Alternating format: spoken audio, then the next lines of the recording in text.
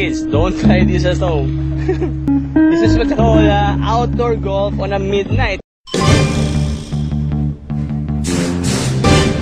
Here in Manila, Philippines. So if you guys are into golf, driving range, to fix your fade or draw, just let us know. Drop us a message. We can teach you how the tricks and tricks of driving the ball and seeing to it that it gets on the whichever you want it to be.